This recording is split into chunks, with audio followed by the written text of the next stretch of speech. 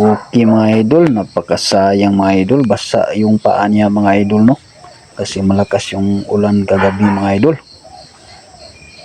So yung di dumikit mga idol, walang ang pull trap natin kasi basa yung paa. Shout out pala sa mga solid mga idol. Shout out kay Magbanwa Prank. Shout out kay Kuya Glenn TV. Shout out kay Danilo Nukalan. Shout out kay Jaime Ramirez. Shout out kay Bugoy Channel. Thank you sa mga solid, no? Sana mag-subscribe kayo sa YouTube channel natin, Pamandulan Mix Vlog, at saka sa Facebook page, Maritiso Hunter. Okay. Di basta-basta talaga yung si Baylan mga idol, kahit walang galawan, no? Binagbalik-balik yung alpas na layaw mga idol. Iba talaga yung kurisma ni Baylan mga idol.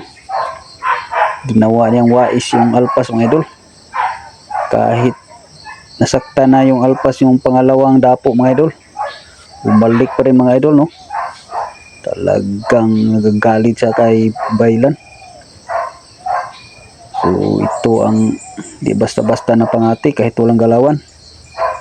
Yung iba dyan yung pangati, yung veterano naging pangati kasi bukya palagi mga idol. Kahit maganda yung galawan, ito si Baylan di basta-basta mga di pagyabang mga idol, no? Kita naman mga idol, walang galawan pero talagang nagalit yung alpas mga idol. Di basta-basta yung pangati na to.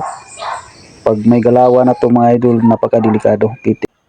Napakadelikado to ng pangati pag maging veterano to mga idol. Pag matagal na to mga idol, palagihan, napakadelikado na pangati to si Baylan. Pag may galawan na to mga idol. So to mga idol, no? Di basihan yung galawan mga idol, kahit walang galawan. Pag alpas talaga yung may gusto mga idol sa pangati. Kasi yung basihan ko mga idol, yung pangati ko na veterano, grabe makakampay, limlim pugad, kampay to the max, pero napaka hirap palapitin yung alpas mga idol. Daming bukya sa lakad ko mga idol. So ito si Baylan mga idol, dalawang